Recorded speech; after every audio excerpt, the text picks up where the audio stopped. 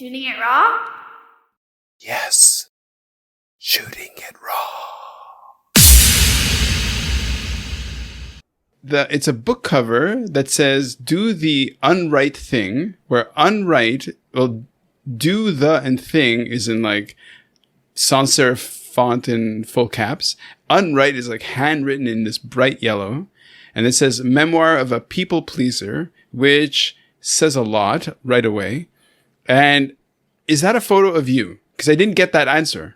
It is. Yeah, that's me. And I believe in second grade. It's either my school photo from second grade or third grade, just as basically that. I love that picture because it describes me. It's a scared kid. Like, you can kind of see the tremors in my chin and, going to take the school photo. And I was so scared at school anyway. I was a shy, timid kid and scared. I was really small. And then going to take the school photo was just kind of like, oh no, now people are looking at me. And so that kind of captures it. But, I'm fighting back all of my emotions because I'm a people pleaser. So I know I'm supposed to smile, I'm supposed to do the right thing. And so hopefully that captures that piece of it. Okay. So I love these conversations because first of all, I love your energy. One, in the photo, you have this perfect, what looks like, well, you're very fine kind of brown hair that's very nicely combed. You have square brown plastic glasses. Yeah. You're wearing this really fly sort of red and white shirt. It's very badass. You're looking, I wouldn't think scared. I would think kind of looking, you could, listen, a person reading into it could be maybe timid, but could be smug, could be judgmental. Yeah. And how old were you? You're young. Yeah. 7 or 8, I think. 8 years old, maybe. Yeah. Cute brown eyes, cute little face. Memoir of a people pleaser. So obviously you've written a book. Do the unright thing. Yep. Exactly. Yeah, and that's the funny part about that photo is, I know myself, so I recognize the face. But it's funny when people see that photo, a lot of times, at least here in the Midwest, they just go, "That's from the '70s, isn't it? 1970s." I'm like, "Yeah, it is," because they recognize. You say it's that fly shirt, but back in the day, that was the shirt that all the rural kids had because it was, I suppose, cheap at some discount store, and the cut, the haircut was the bowl, my mom with the bowl and the scissors, and so right, yeah. Oh wow. Yep. Okay, so because I'm bringing into this my own baggage, my own reading, my own projection, right? Memoir of a people pleaser. I am a people pleaser. I associate it to being a middle child, because in my sort of psyche, it's like I go to sort of make sure everybody's okay. I'm like, are you eating enough? Are you warm enough? Are you taking I kind of do want people to feel good. Right? Now, how do you express this? Like, what does that mean in your world? Yeah, for me, it's not even so much as a caregiver. I mean, it comes off, I think, as a caregiver sort of piece, but it's really what I realized through the whole writing of the thing is I've always been a people pleaser, but ultimately what it is I have this addiction to external validation, which I think a lot of other people do in the sense of I found my identity in that over the years. So, if somebody needs something or if I initiate asking somebody for something, and if I meet the need, right, if they have some need that I meet, then they say, hey, thank you so much. And I think what happened in my brain is when they say, hey, thank you so much, it feels like, okay, they think I'm okay. And if they think I'm okay, maybe I am okay. And so I think it became this cycle of I'm trying to meet everybody else's needs. And it came off as a very generous, caregiving type of person, which I feel like I am. But when I really dug in, the impetus of it was because I wanted to meet their needs so that they would somehow make me feel like I'm okay. And I have value. To validate you, yeah. It is. So that external validation became the real root driver of my people pleasing. Okay. Now, are we judging that? Like, the title of the book is Do the Unright Thing. So what is unright then? What is do the unright thing? Yeah, I mean, it's really this idea of, sports would be kind of this catchy thing because, really for me and for a lot of other people, we spent our whole life trying to do the right thing, right? What's the right thing to do? Okay, well, do good in school, date the right person, get good grades, go to college, get the right house, always about what's the right thing? What's the right thing? And our whole life becomes consumed with, okay, well, what's the right thing to do? Every decision point, well, what's the right thing? What's the right thing? And I think the motivation is pure. But what happens is we're allowing the external world to kind of define what the right thing is for us. Okay, well, what's the right thing that I should do? Well, let's see. Let me go ask everybody. Let me research it. Let me look at the statistics. Okay, well, I was good at math as a kid in my example, so I should study math. So I should go to college to do math. Okay. I talked to my advisor. What should I do? You should be an actuary. Okay, I became an actuary. Just kind of constantly doing the right thing, and it can create this good life. But ultimately what happens is it takes away, like, who am I really? Like, at my core, I'm like this creative. I've always been a creative kid, but I never did that because it wasn't the right thing to do. So this unright thing is really, it starts with the idea of maybe asking the question, what's the right thing to do? What do we really want to do? And ultimately what it means is changing who defines what the right thing is to do. Okay. Because it's the unright thing in the eyes of maybe the world, in the eyes of our family, in the eyes of our friends or our workplace or whatever. But it's the right thing for us because we've started defining what it is. And I think really this is a clarion call, a challenge to redefine who is defining what your right thing is. Is it somebody else, or is it you actually saying, what's the right thing for me to do? So it's the unright thing because it's in the eyes of everybody else, but it's the right thing in terms of our own life. Okay.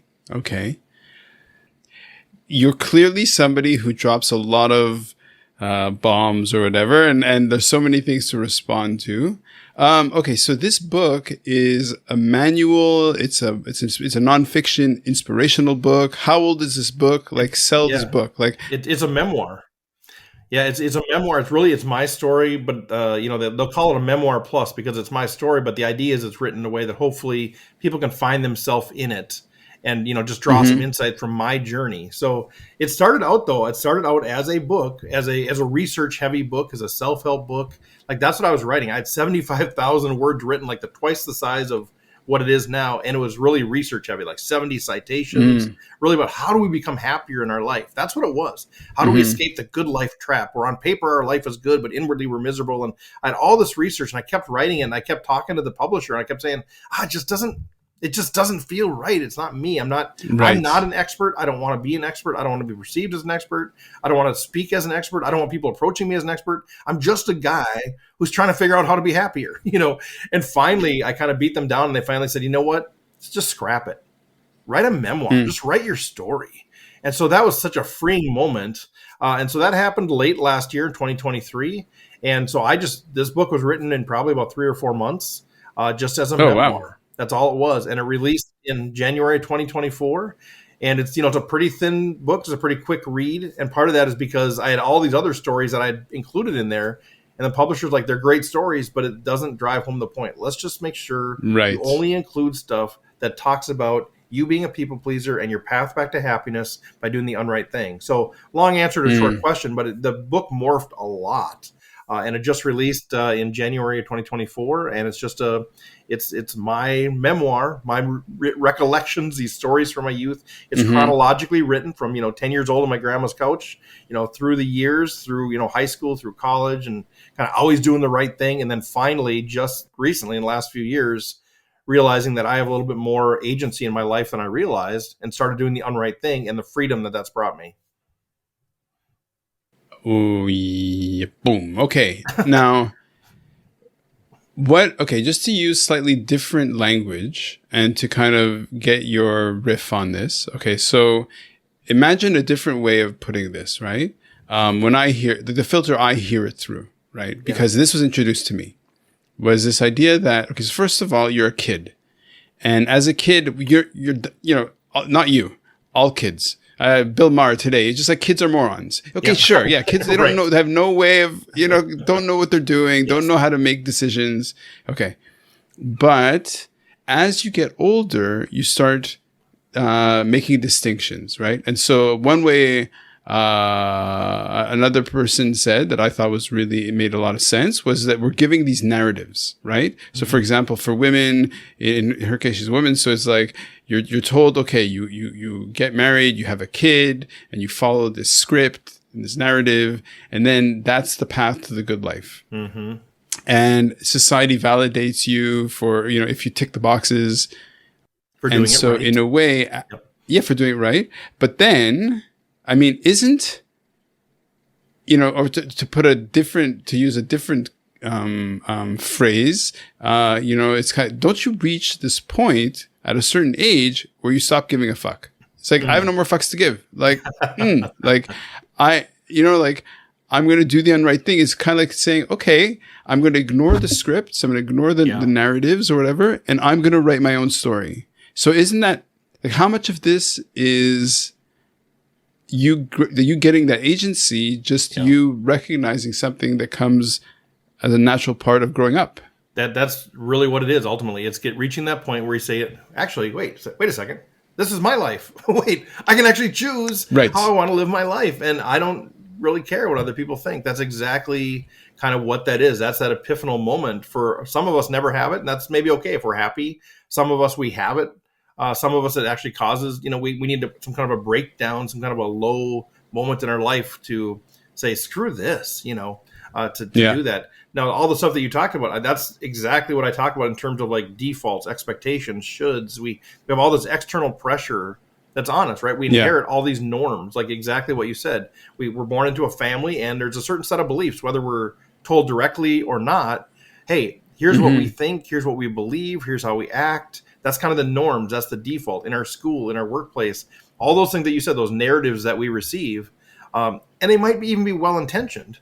But we do them because that's what we're supposed to do. That's the right thing to do. And then all these people, as we get older, all these expectations are put on us, right? Hey, you've been in a romantic relationship. There's expectations. There's workplace expectations. There's teacher expectations. There's family expectations. And so we try to meet those expectations. And when we're a people pleaser, that's on steroids. And then all the shoulds. I always tell people, we're getting should on all the time, right? Hey, you know what you should do? You should do this. You know what I should do? I should do this. And we're should. And I think all of this external pressure is all of that stuff that we're trying to conform, or, depending on our personality, we're trying to conform. And then one day it just kind of hits. Either we have this realization that, what am I doing? This isn't even my life. It's a good life, but it's not mine. Or, we go through deep anxiety, or there's something that happens that triggers us to get to that point, that exactly what you're talking about. Like, oh my God, this is my life. What am I doing? And then we start rebuilding it based on our own terms. But, my hope is that, we can help people start realizing that sooner than that breakdown point. Right. You'll see Steve Fredlund, right? Is Fredlund? Where's the stress in your last name? How do I say it? Fredlund. Fredlund. Okay. But you got it. Okay. So you'll see that the conversation just flies by, and your energy is like full on. I love it. Memoir of a people pleaser. Do the unright thing. You've started the conversation with a bang. I'm really excited to see what the next photo is. I haven't looked at the photos, right? That's fun. That's super fun. I'm reminding it with you. Okay, so let's see what you sent me. And just as you do that, I'll quick say, my energy most of my life has not been like this high. Like, this is how I was as a kid, and now it's just kind of coming back as an adult. But for 25 years, welcome back. Yeah, thank you. Well, thank you. My wife says old Steve, new Steve, but I've spent like 25 years as a corporate actuary, and I just kind of was, just kind of regular routine. But this is who I am, and so it feels good to kind of be able to express that.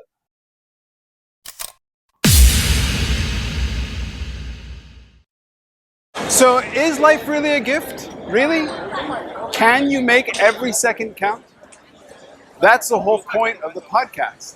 So, if you like what you've seen, and you're inspired, because that really is my mission, then please give it a like, subscribe, and share.